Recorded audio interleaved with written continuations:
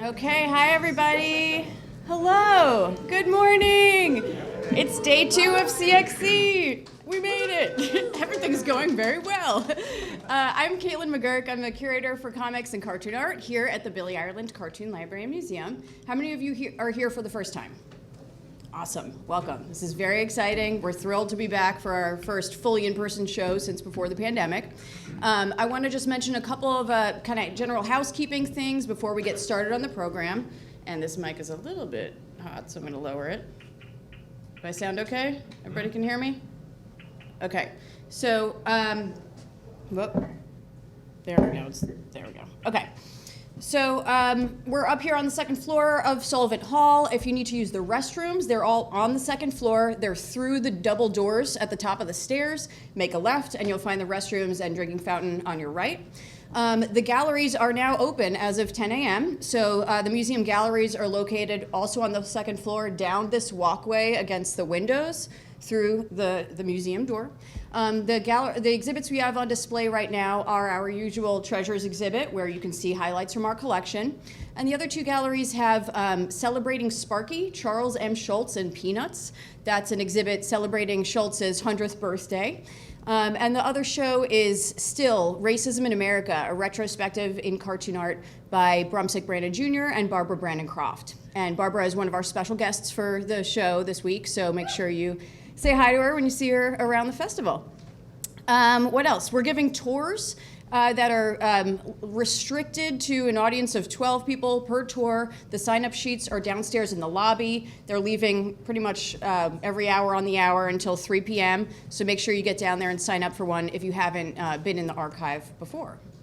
So otherwise, we're going to get started here. I want to thank all of our partner organizations.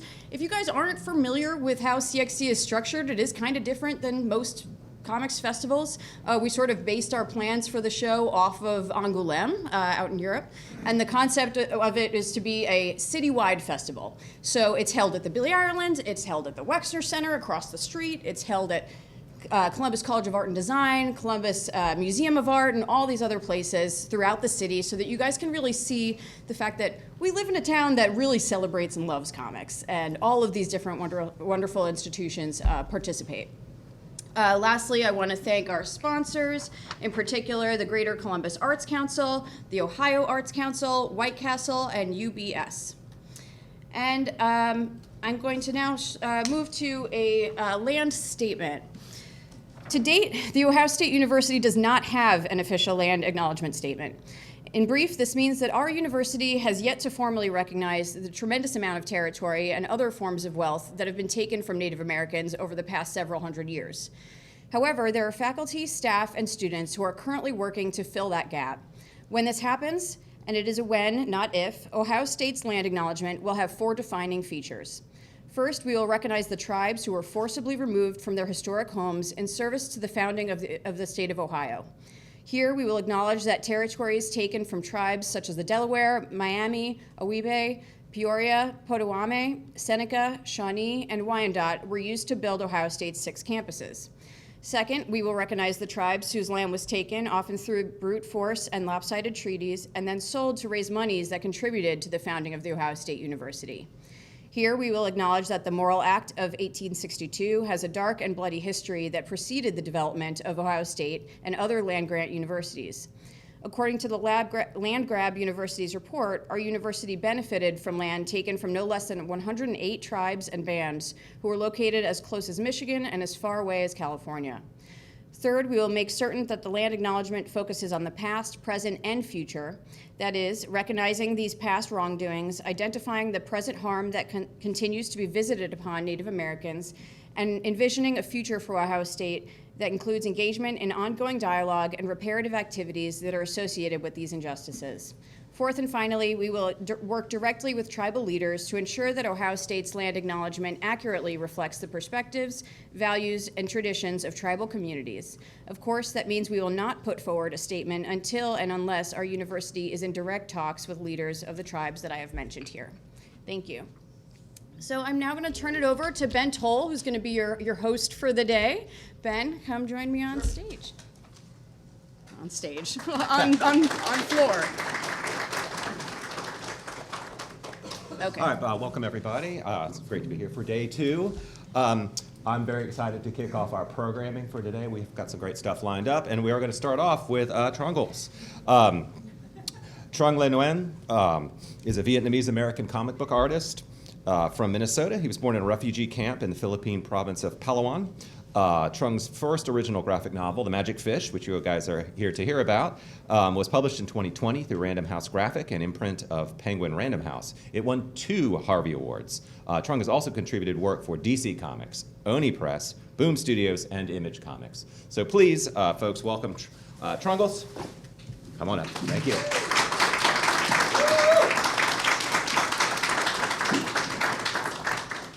Hello, thank you so much for having me. I'm so excited to be here. I'm very excited to use this little clicker that I've just been introduced to. It's my new best friend. I will not have expected any of you to have read The Magic Fish. I'm sure some of you have and some of you have not, so I'm going to try to keep this as basic as possible. It'll be hopefully very accessible. I made this presentation for middle schoolers and high schoolers mostly, so this presentation is going to be a little bit meta because it's going to be about the presentation that I give to other students. So this will be a kind of a fun exercise in how well and like how didactic I can make this presentation. So The Magic Fish is my debut graphic novel. I had never written a work of fiction before, literally in my entire life. I've never written fan fiction. This was my first narrative work whatsoever. And evidently I found a way to make it work, so I'm going to share this process with you. The only piece of absolutely solid advice that I'm going to give you is that when you make a graphic novel, if some of you decide that this is the thing that you want to do, I would encourage you to document the process and put together a presentation, because when you make a book like this, you will be giving book reports about it for the rest of your life. Okay, so this is where I finally introduce myself. I should have done it at the very beginning of the presentation, but hi, my name is Trung. I don't totally look like this anymore. This picture is kind of old. It is shamelessly copy-pasted from my website because I believe in working harder, not smarter, not harder. I'm a comic book artist, and so we have to be really efficient about this sort of thing. I haven't been doing this for very long, and I sort of decided to pitch The Magic Fish a little bit on a whim. I got an agent, which helped a lot because I don't know any of the legalese, and it's been a process that I found to be really enriching, and it got me to really negotiate my relationship with comics, with a narrative form, my relationship with images and languages. It's very dorky, and I'm going to lay it all out today. Some of the content of this presentation will be very inside baseball. It's also going to be very accessible to a slightly younger audience. I tend not to be a person who uses coarse language, so if you need to show this to your grandmother and be like, hey, this is a presentation about comics, this is a great thing to share. Like Ben mentioned before, I am a Vietnamese-American cartoonist. I was born in the Philippines because my parents were refugees who escaped South Vietnam on a tiny fishing boat with 100 other people, so they were Vietnamese boat people. I'll get back into that later, but my parents were eventually rescued by Filipino fishermen, and they wound up in a refugee camp somewhere in Palawan, and there I was born. The very next year, Mount Pinatubo erupted and eradicated the refugee camp that we were staying in. Everyone was evacuated and nobody died, as far as I know, which was great. And then the following year, we got our green card. We won the green card lottery, and we immigrated to Minnesota, where it snows. So we went from a tropical climate in Vietnam to the Philippines, where there was a volcano that erupted, and then to Minnesota basically immediately. So that was the very first couple of years of my life, and then somewhere along the way, I watched some anime, and then I became a cartoonist.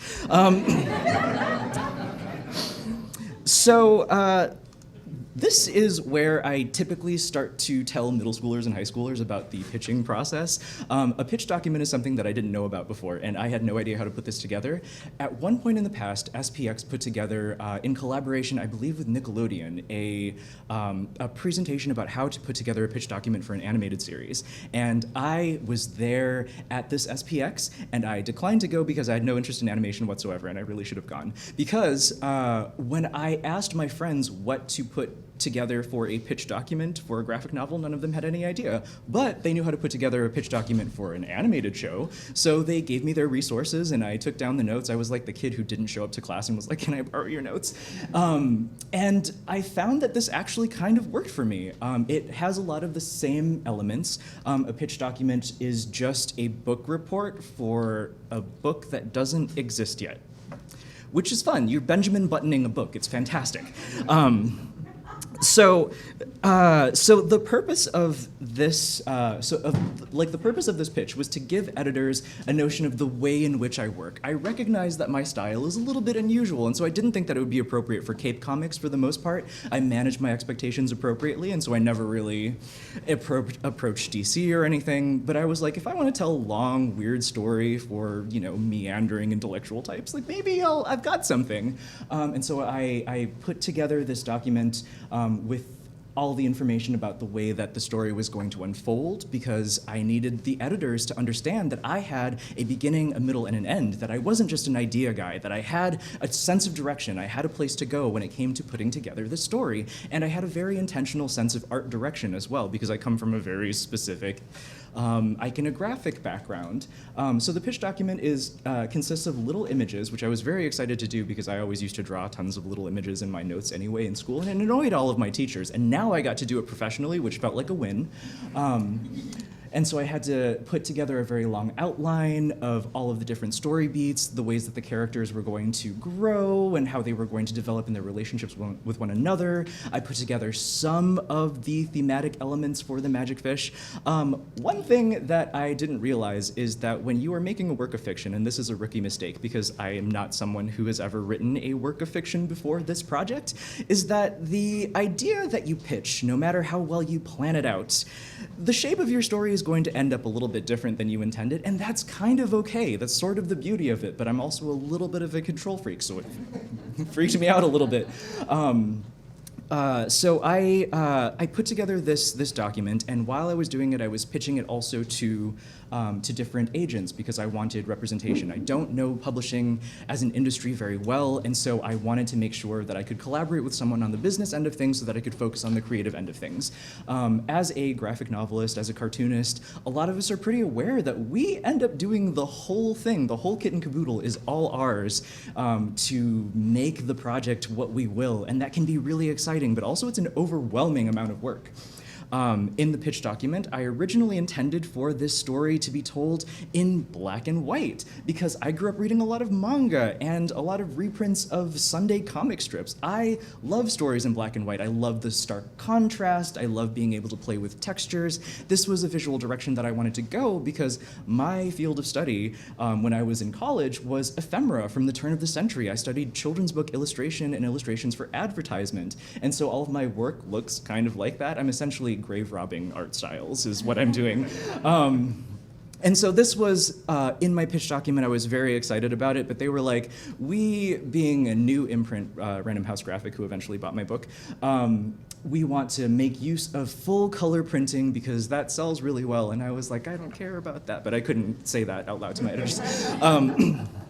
So we actually came up with a compromise. It turns out that if you are upfront about your limitations and your desires, you will be able to work with professionals who will make your work as close to your vision as possible while also making it successful in the business sense, which, is a huge relief for me. And so we came up with this kind of limited palette style for the Magic Fish. It was a great way for me to work only in values and retain a lot of the graphical integrity that I wanted to have with the line work that I like to make, and also make use of the full color printing. And then it wound up being a really interesting storytelling device as well, because I was worried that I would have to use text boxes and be very didactic about the pages, but if I use different color palettes for different portions of the book, the readers can orient themselves in the story universe in an organic way that makes sense to them, that doesn't hold their hand, that doesn't feel condescending. And so it's both accessible and kind of beautiful at the same time.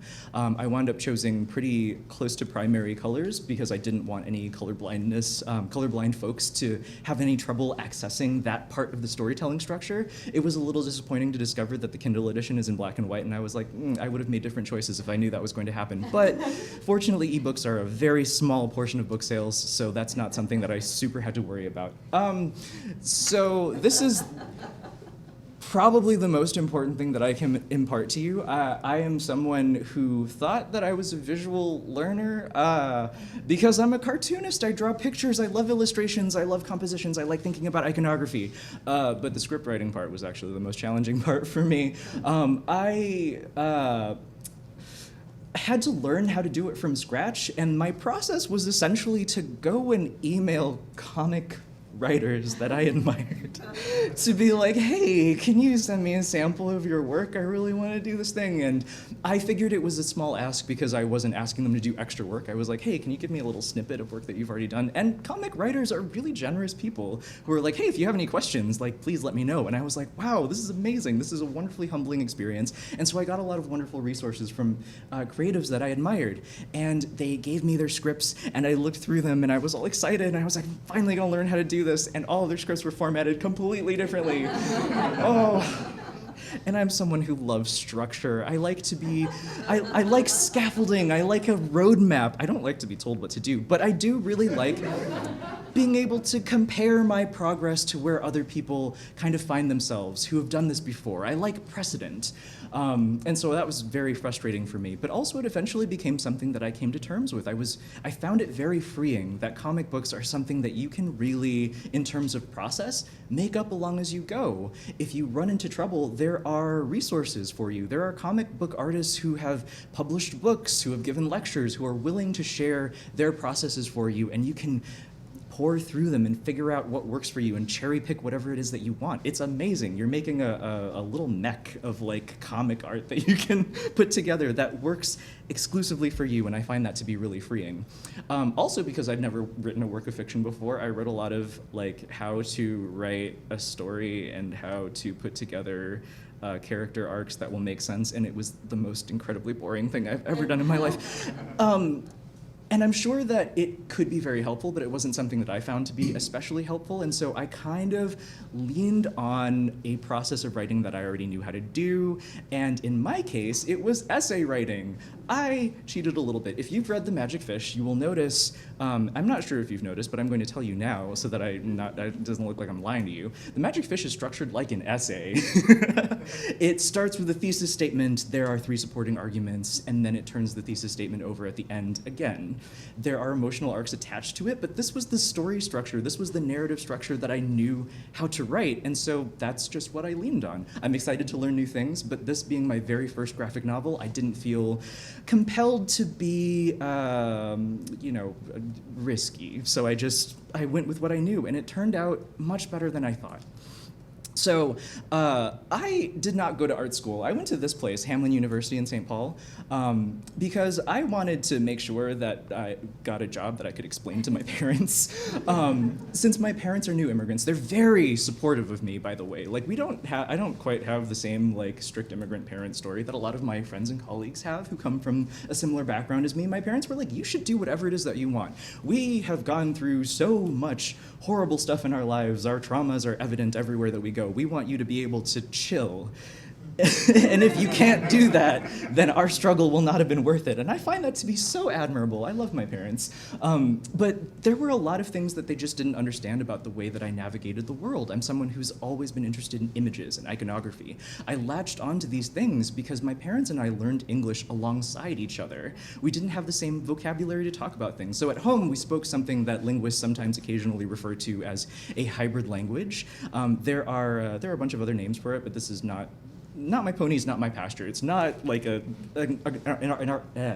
argument that I'm trying to get into with a linguist. But for the sake of this presentation, we spoke a hybrid language at home, which means that when we felt like we couldn't convey all of the things that we wanted to convey in one language, we would just reach into another language bucket and then just use those words. We spoke both languages at the same time, which is not great for my formal learning. I have the vocabulary of a 4th grader when it comes to Vietnamese, but it meant that the practical priorities at home was that we didn't want to leave anybody behind. We wanted to make sure that we spoke in a way that everyone could hop on board and come along with each other for our very strange journeys, because our lives, my life, looks so different from my parents, and I didn't want them to miss out on those things. And so the hybrid language is something that I really latched onto. And so it became a huge priority for me to orient my life in a way that could be very easily expressed to my parents. And so I decided to go a very practical route. I was like, I want to go to art school, but I can't. I'm going to go where they give me the most money, and that happened to be this little private university in St. Paul, Minnesota. And I had a really great time there. One of the graduation requirements for Hamline University was that I needed to get an internship at a local business or institution, and I studied art history. My compromise was that I didn't know anybody who made art. I didn't know how you made money making art, and if that's what I really wanted to do, maybe that's something that I had to figure out later on. But there was a clear path for me to do all of these other things that were related to art, so my compromise was I was going to work next to art. I wasn't going to actually make the art, but I would be around it, and that would be enough for me. So I got the best internship that I could have possibly gotten. I got an internship at the Minnesota Historical Society. With my art historical research, I got to do dramaturgical research for the history players at the Minnesota Historical Society. So they're the actors who would portray various figures from Minnesota history. And so I was assigned this woman, Harriet Bishop. Harriet Bishop is billed as the first school teacher in Minnesota. She's done pretty awesome things. She was a suffragist. She wrote copious notes. She wrote a book called A Floral Home, which serves as a primary source for a lot of historians in Minnesota to kind of figure out what life was like. She was mightily racist, as a lot of people were at that time. And I had such a great time looking through the archives, looking through old newspapers, looking through sewing samples that she'd touched. And I loved kind of being able to access history in this iconographic and also textural way. And in the summer of 2011, when I had this internship at my college, the Republicans and the Democrats couldn't agree on a budget, and so the government shut down that summer. And I lost my internship because as an intern, I was considered non-essential personnel. So my future was completely up in the air at that moment. I had no idea what I was going to do, and college was expensive. I couldn't afford to stay an extra semester and get an internship at a different place if I couldn't manage to do that. And so I was real stressed trying to figure out my future and how to break it to my parents that for reasons beyond my control, I am missing out on this graduation requirement. And that's when I started posting cartoons on the internet, because that's when you do when you feel like your life has nowhere to go. And it eventually worked out for me, and so now we're going to get back into the behind the scenes of this book. I'm sorry, I've taken us on this wild detour into my life. So the thumbnailing process is a process that I hate so much. Ostensibly, it is a process at the very beginning where I told myself that this is necessary so that the editors know that I have an understanding of what the pages will be composed like, and so my thumbnails looked like this. And they were actually quite close to the pages that wound up in the book. And I was very impressed with that. I was like, this is really great. This is really helpful information for me. And then I realized I was doing thumbnails wrong. They should never be this detailed. How awful. No, don't do that. So my thumbnails eventually wound up looking like this. This is for a totally different project. And so it's just little blobs with smiley faces. And even this was too much for me. I was like, no, I need to simplify this. And so now my thumbnails look like this, where it's hard to see because this is a crappy iPhone picture, but it's literally just I've made little boxes and labeled the parts of the script with where it needed to go on the page. And my purpose for thumbnails, I've discovered, is that it helps me gauge and manage my expectations in terms of how long a project is going to take. It tells me how many pages potentially the project is going to be, and that is a huge relief to know, to not have this weird amorphous project that's like, I don't know when things will be done. I don't know how to tell my editors that I will never be hitting any of my deadlines. So this was also the first project for which I had to put together concept art. I had only ever drawn very short comics before, and apparently when you make a graphic novel, consistency is very important. So I very intentionally put together a lookbook, kind of. I would put together outfits for characters, and I would sort of base them on my family's old photos. It was a really fantastic opportunity for me to talk to my parents and look through their memorabilia, look through their very sentimental photographs. I had a lot of wonderful conversations with my mom about what it was like to raise me in a completely new environment. And so I ended up basing one of the characters on my own mother when she was very young. So Helen actually shares, so my mom's name is not Helen, but that's what people call her because she was like, I don't expect English speakers to say my name. So she came up with this name, and I was like, I'm going to borrow it from my book, so I'm just going to put you in here. And it wound up working out really well because I got an opportunity to look through all of the sites and all of the textures and all of the patterns that I had seen when I was a kid. And it was a really lovely experience to be able to re-engage with these things for which I had no vocabulary, that I didn't know how to articulate. It's fun to be able to sentimentalize in a way that is difficult to express, and sometimes images are a way that you can do this. I got to talk to my dad a little bit as well. He had some great jean jackets, which became the basis for a major plot point in the book.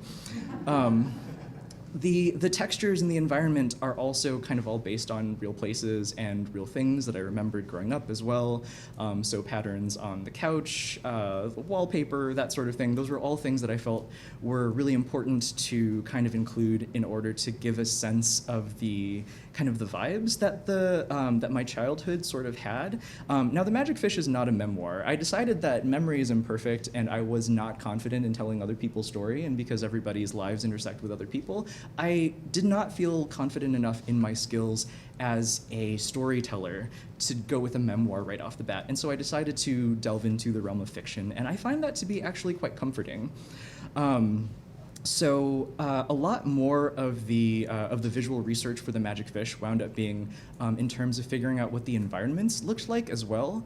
I realized that some of the fairy tale portions of the story, so The Magic Fish is divided into 3 different fairy tales told from the perspective of 3 different characters, with 3 distinct life experiences and distinct visual imaginations.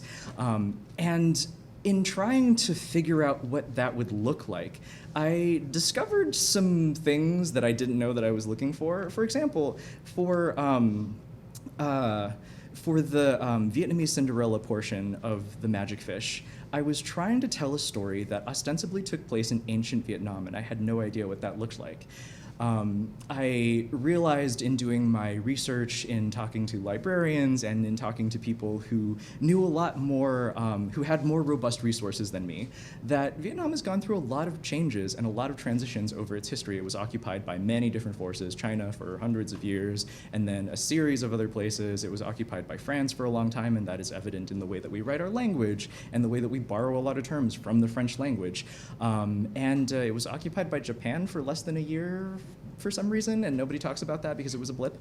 And so that was kind of a fun exercise for me to go back and develop an understanding of the spaces in which I had occupied before, but never really had the compunction to articulate, which was fun. The fairy tale portion that I had the most fun with was for the Western Cinderella portion. I told a story that is based on a German fairy tale called Allerleirauh, which I'm mispronouncing horribly because I don't speak German. But for that, I delved into the visual imagination of what I imagined a 12-year-old in the 90s would have been. And so I was like, okay, so maybe he would have watched a lot of Disney movies.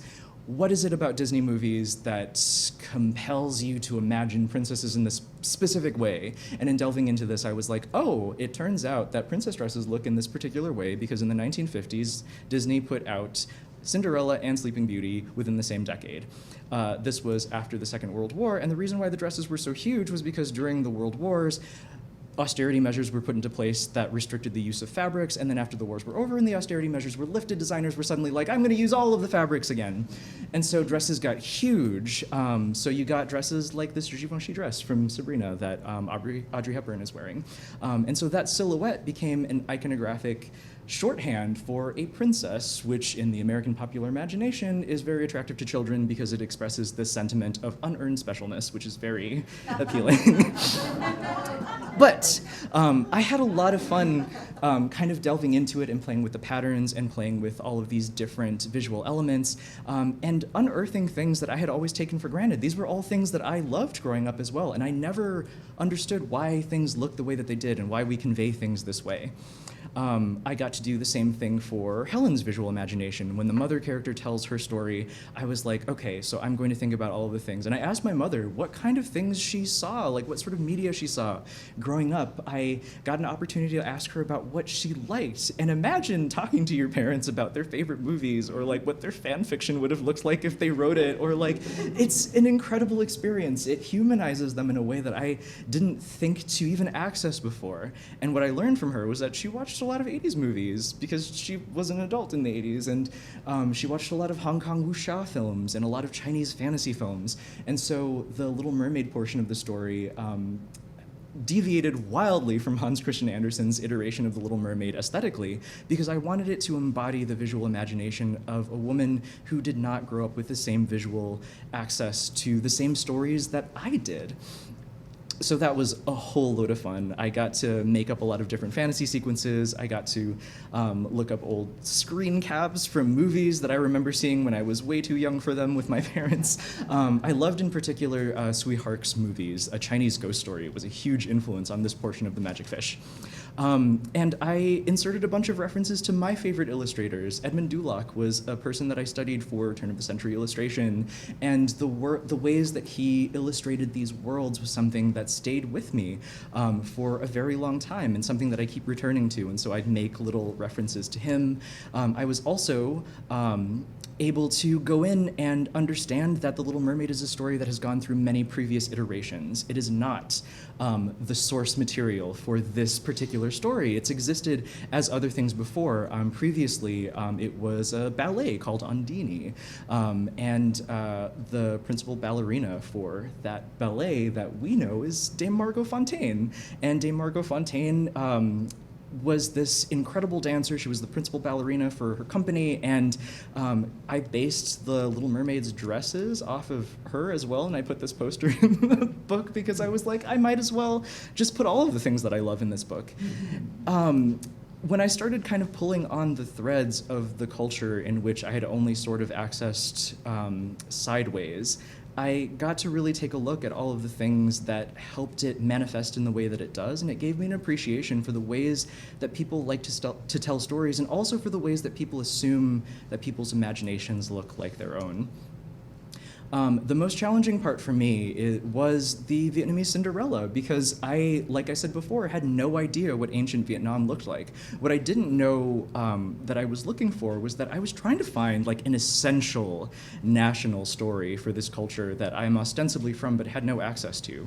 I'm not really one of those immigrants who felt like very in between for my entire life. I was very like, wherever it is that I am, here I am, and that's great.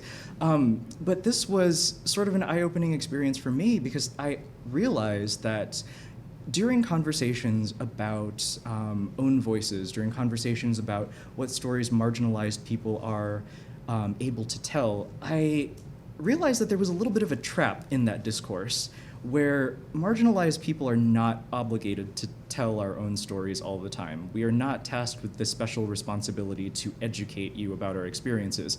I wanted to tell my fun, indulgent, occasionally trashy stories. I didn't want to be like a serious artist. I just wanted to be able to engage with this medium. I wanted to engage with comics in a way that all of my peers got to. But it was sort of a necessary step for me to go through and think about the ways that I've essentialized a lot of the iconography that I'd taken in as a kid.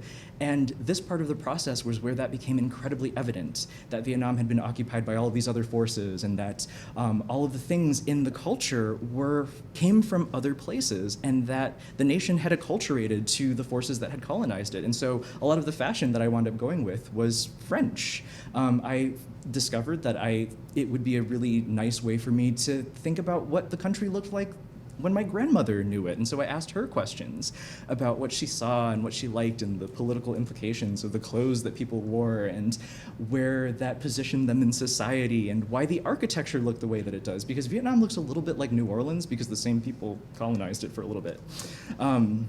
And so it was a great kind of opportunity for me to kind of stretch my research skills and to take my art historical knowledge and be like, I don't know what these answers are. I'm going to ask these questions, and I'm going to eventually get to a place where I feel confident telling the story in this particular way.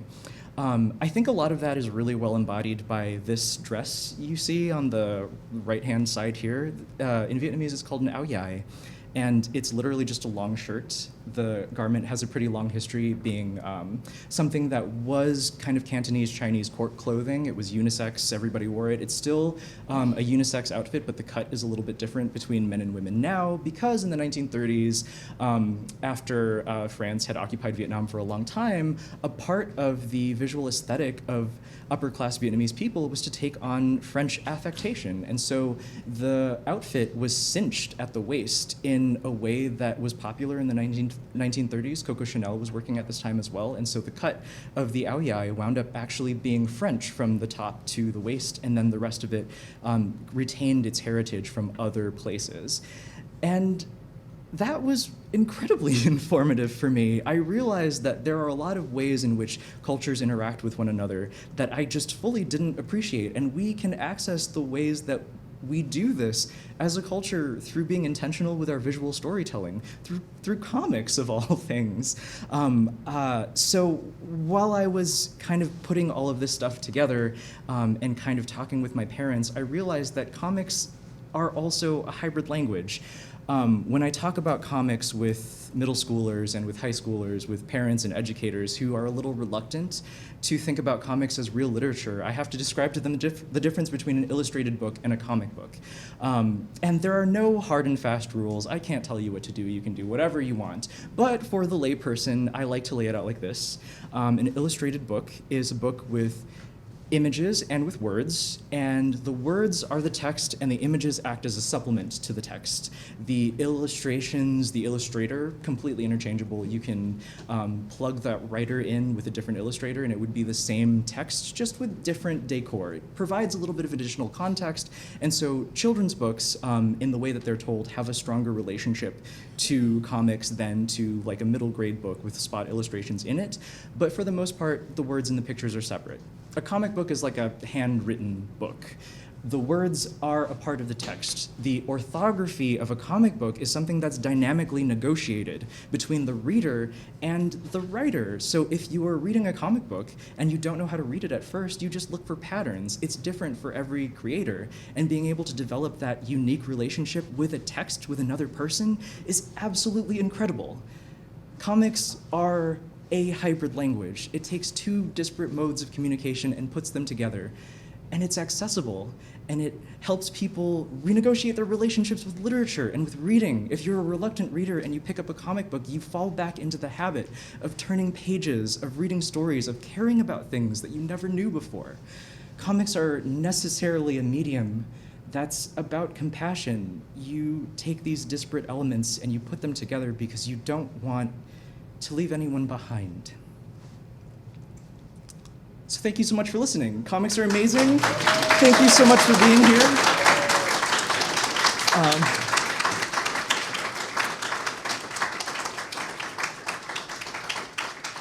So because I'm a very tightly controlled person to this sort of thing, I was like, I time this out exactly so that we'll have about 15 minutes of questions before I jet off and take my little tour of the Billy Ireland Museum, which I'm very excited for. So if you have any questions, feel free to raise your hand. I'm going to lean really hard into my substitute teacher vibes and do my best to help facilitate them. One thing, when you get questions, would you please repeat them back into the microphone? Sure, yes. That way it'll go on the recording. Great. Yes, Mari. How long did it take you to do each of the, the script, the thumbnail, and then all of it? Sure. Okay, so for The Magic Fish, the script took, I think, about 6 months to put together because I had already written the outline. I knew how the story was going to go. And then the fairy tale portion of the stories were the main thing. I didn't know if I would ever get an opportunity to tell another graphic novel again. So I was like, I'm going to tell all of my favorite stories at once. So it was an excuse just to tell my favorite fairy tales, so it didn't take that long at the beginning. And then my editor brilliantly was like, well, you need to personalize this a little bit. Why are these stories important to you? And then I figured out the themes and all the reasons why these 3 fairy tales were important to me, and then that took a few more months. So from there, the thumbnailing probably took like a full another 6 or 7 months, and then the drawing was a little bit less than a year, so in all it took almost, 2 full years to finish The Magic Fish. Less than a year you drew this? Yeah, yes. I did quit my day job because they did give me an advance that was big enough for me to cover it. I'm so sorry. I fully forgot to repeat the question. So the question was, how long did it take me for each of the parts of the... Yes, how long did it take me to make the magic fish in each of the parts? So the writing took a few months. The thumbnails took way longer than I expected. And it took about a year for me to draw the whole thing. I wanted more time. There were some things that I wanted to be able to include, but I just wanted to honor as much as I could my obligations to my editors. So it took 2 years, almost on the dot. Amazing, thank you. Thanks. Yes. Yeah, just piggybacking off of that question, saying you personalized the fairy tales to make them more about what stood out to you. Could you give an example of how, like, one of the fairy tales looked before and then how you personalized it? Sure. Okay. So the question was, how did I personalize the fairy tales to my own experience for the graphic novel? So the fairy tales are all kind of like older standards, and I'm a big believer in the notion that fairy tales are stories that are very malleable, and stories tell you more about the storyteller than the story content has anything to impart to you. And I love fairy tales because the same fairy tale exists across different cultures at different points in time. And so when you read the same stories over and over, depending on the person who tells the story, you get a sense for their own priorities, and you get a sense for, you know, what it is that they like and what they value. And so for the Magic Fish, the ways that I wanted to personalize the stories was that I wanted to emphasize that each of the stories that I chose were about transition. They were about moving from one space to another. They were all also stories about sacrifice a little bit too. The Little Mermaid is a fascinating case study because the iteration that we all know from Hans Christian Andersen is kind of a salty love letter to a lover who spurned him. So it's a queer confessional story. And when I was little, I actually read it as an immigrant story. It was about a character who sacrificed her voice and her agency and her talent to be in a place in which she's entirely unfamiliar, to be with the people that she loves, to be with the person that she loves. And so I kind of took that angle with most of the stories, and then it just developed into this really neat thread that I wasn't fully intending, but evidently all of the stories that I'd read as a child were kind of in that research is me search sort of vein. And so it became pretty easy for me to personalize these stories in this way because they were already about my own priorities as I understood them. You had a question for next. How did you get your foot in the door? Like, you obviously must have had pre-established connections before you presented your ideas. Sure. Okay. How did I get my foot in the door is the question. So I had a really weird path into comics. I outlined it a little bit. I had been posting just illustrations and very short comics on the internet for a while, so I think just sort of patiently not expecting to get into comics as a career was maybe an advantage because I had no aspirations to work in comics until I got really desperate and I was like, why don't I just throw things at the wall and see what sticks? So the one thing that I figured out is that a lot of my colleagues didn't have a lot of success trying to network vertically. It helps to network laterally and come up with a cohort of people so that you can support each other's work as you come up together, because a lot of those people might discover that they want to be editors, or they want to be writers, or they want to be publishers. You really don't know exactly where it is that the same cohort of people, like you don't know where anyone's going to go, and so it's really great to be able to establish connections laterally so you can all kind of come up together.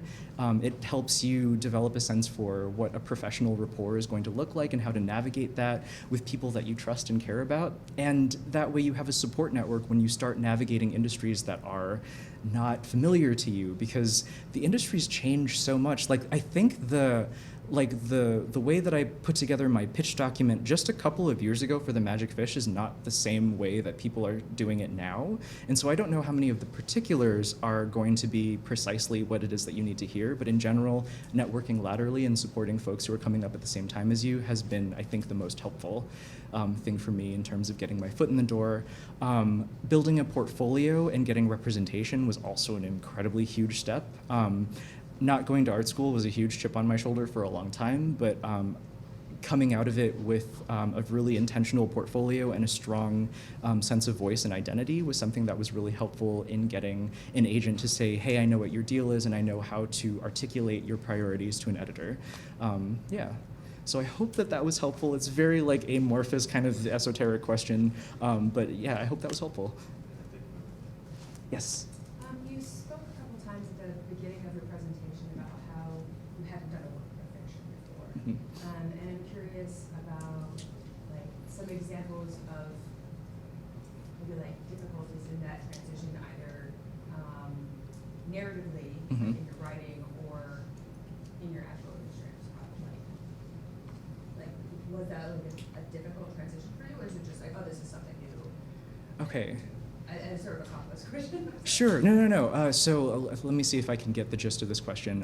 What was the what were the challenges in learning how to craft a narrative, like both the writing portion and then the visual development portion? From nonfiction to fiction. Sure. Oh, yeah. What were the challenges in going from essay writing to writing fiction? The challenges were mostly me kind of getting over the difficulties that I placed there myself. Like I thought that there was like a right way to do all of these things, but when it comes to fiction, when it comes to creativity, one thing that I appreciated in theory but didn't understand while I was making the thing was that their rules are something against which you can help compare your progress, but they're not hard and fast rules, and you can orbit around them, you can follow them closely. They're there to be helpful to you, and if they don't serve you, you can move on to other things. You can find different resources and different modes of working. And so my big challenge was getting over that and being like, oh, I can make this up as I go. Getting feedback from my editors was something that was also really helpful. I had a lot of questions for them about what my narrative priorities were. I would ask them things like, hey, like I want this character to end up in this space with another character. Do you think that the way that I've positioned these things in the story helps make that impactful? And I got really brilliant feedback from them because I trust them and I've worked with them before.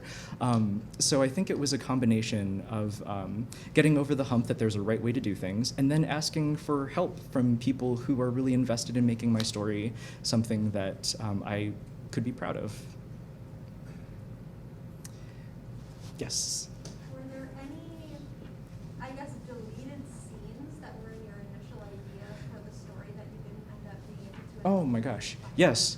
There are originally, were there any deleted scenes? Were there any stories that I couldn't include in The Magic Fish? There were other fairy tales that I wanted to include. There is an aspect of immigration where if you leave a place and then you come back many years later, all of the things that you knew and loved were gone. And there are a lot of fairy tales that actually address exactly this. A lot of kind of Celtic fairy tales. Like I think there's a story with Oisin where he goes to like a fairy land and he lives there for a long time and then he comes back out, and if he touches the ground of the mortal realm, all of the time that he had spent gone, because time moves differently, would, like cause him to grow old and die immediately. And there's a Japanese story called Urashima Taro and the Turtle Princess. That's exactly that premise as well. And so I wanted to use those stories to convey the sense that immigrants have this experience of leaving a place, coming back and finding it completely changed beyond recognition, and that you can never go back to a place that you didn't grow up along with. I wanted to include that, but there just wasn't room. I'm sorry, I keep answering questions on this side of the room. Yes?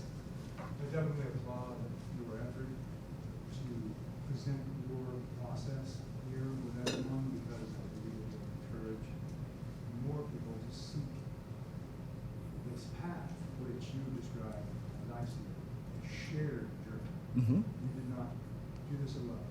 Would you agree? And storytelling is a shared process. And I think that what we found along the way was the common thread network that everyone seeks to join and explore, to find the path.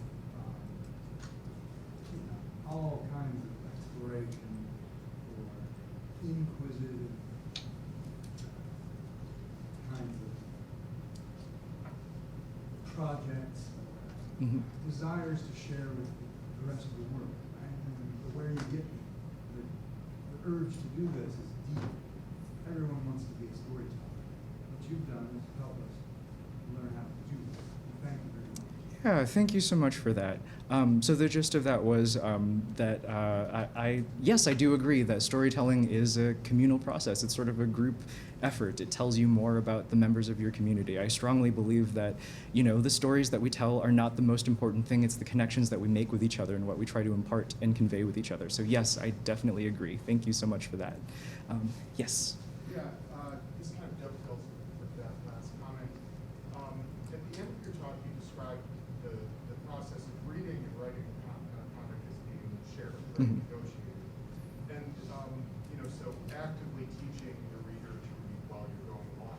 And I guess my question about that is, how does that process of negotiation between reader and artist/writer enter into your process as you're composing? So the question was, how does the process of negotiating that orthography between the reader and the writer, how does that figure into my work? Is that right? Correct. Yeah, is it conscious while you're Yes. working? Okay. It used to be conscious because I thought that I needed to be very intentional about all these things. And I think to a certain extent, I still believe that it needs to be pretty intentional. But it's sort of like letting go of the idea that your story will be for everyone. I don't tend to read reviews of my work because I think that everyone's relationship with a text is their own. They bring whatever it is that they bring with them. And whatever their personal experiences will color that experience away from whatever my intention is. And I find that the orthography of a comic book is actually kind of similar to that, where I can tell a story that makes sense to me. I just need to make everything kind of consistent on my end. And whatever it is that a reader will bring to reading my graphic novel will sometimes be very close to what it is that I intend, but sometimes they'll read things into it that I would have no context for. And I am learning to embrace that a little bit. And so it's kind of a little bit of a cop-out, but yes and no. I'm still a little intentional about it, but I know that I can't control that. So I think we have time for maybe 2 or 3 more questions. Yes. Hi. What advice would you give for someone who is seeking literary representation through an agent? Or do you have any recommendations on where to begin looking? Okay. The question was, what kind of advice do I have for someone who's looking for literary representation? So I kind of feel like I was a little bit spoiled in my particular experience because it was really smooth. I already had a portfolio that I didn't intend to put together ready because I was just already doing this work. I treated the process personally a little bit like job interviews. The relationship between an agent and a writer is not quite the same as a boss-subordinate relationship, but it was a process that I took really seriously in terms of okay, what can I lean on to help make this a positive experience for me? I had an agent had reached out to me with some expressing interest in representing me, and I was like, okay, this is great. This probably means that somebody else is also looking, so I should ask more people. So what I did was I put together a list of agents who were querying. Oftentimes agents will be like, I'm not taking queries at this time, ask me later. The one thing that you do not want to do is to be pushy and rude about, your query letters. If you really want to work with an agent and they're not open to querying right now, that's what ended up happening with me. My agent was not querying at the time, and I sent her an email expressing interest. I was like, hey, I like the folks that you work with, and I think that we could be a really good fit. I know you're not accepting queries at this time, but please keep me in mind in the future, and I will send you an email again. I will keep track of whether or not you were taking on new clients. And then from there, I went on to kind of do the same thing with other agents who worked with people whose work might be analogous to mine or whose work that I admired. And then I went and interviewed their clients. I reached out and I was like, hey, if you don't mind me asking you a few questions about your experience professionally with this person, it's very, I kept it very professional. I felt like it wasn't a huge ask, but being able to accept that people won't always be open to that is something that I took to pretty naturally, but that helps a little bit to talk to more people about what their working relationship is like with another agent. putting together a pitch document so that you have a project ready to sell is also great. If you are a writer who is not working in comics, a work of prose needs to be complete. You have to have the whole manuscript ready for an editor to go. For graphic novels, it's a little bit different. You just need an outline and a pitch document kind of like this. They might ask you for page samples as well, which I was not required to include, but also my work is really particular, and so I think that helped a little bit as well. Yeah, so I hope that's a good foundation. Okay. Yes, okay, I'm so sorry. We only have time for just a couple more questions. I will have a signing at some point, so you can ask me questions personally when you come to my table on Sunday somewhere. I forgot where it is. Yes. Okay, I know you mentioned your presentation, and when I read your book, I saw a lot of Alphonse Mucha and a lot of like classic Woodrow Mucha influence. So, who are some of your biggest artistic influences when working on Magic? Oh, who are my biggest artistic influences when working on the Magic Fish? Yeah, I mentioned Edmund Dulac, but he also had a lot of contemporaries that I was just obsessed with when I was in college and high school. I love Rose O'Neill. She's fantastic. She's most famous for inventing the like the little cherubs, the Cupies, but she's also an incredible science fiction illustrator. She's drawn some of the most beautiful, like if you like monstrous romances, she is an incredible person to look up. So her commercial work, her illustration work, looks very different than her kind of personal science fiction work, which is all like giant satyr women, like being very sensual with each other. It's great. Harry Clarke is another illustrator that I really enjoyed. He's got a very dark bent to it. He did a bunch of illustrations for a collection of Edgar Allan Poe poetry that I found to be really wonderful. I also really liked, this is really difficult to talk about sometimes, but like, there's a direct line between Jim Davis's Garfield comics and my work for some reason. I love Sunday comic strip comics, and so it becomes a part of my milieu a little bit. Not in this book, but I'm trying to get a little sillier with the way that I work. And so all of these different things that I bring together are all part of my stable of influences. So I'll answer one more question before I have to jet off. Yes?